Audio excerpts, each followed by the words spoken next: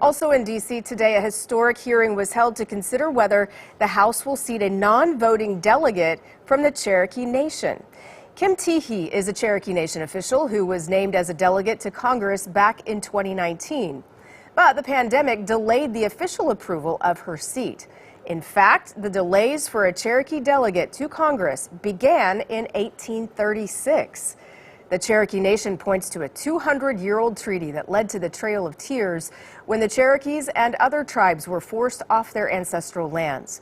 The treaty states the Cherokees are entitled to a delegate in the House of Representatives of the United States whenever Congress shall make provision for the same.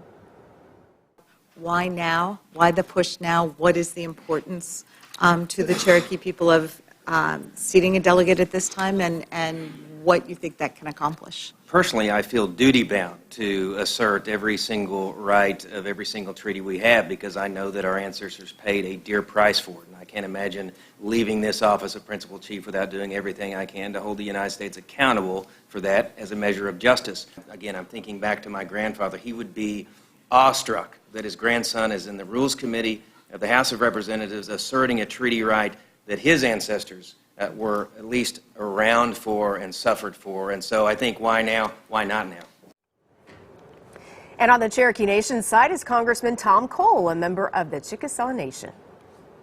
It is a different time, and the government of the United States has done a lot in various areas to correct some of the inequities of the past. It's never too late to do the right thing. It's not as if something that happened 150 years, 170 years ago can't be addressed and corrected now.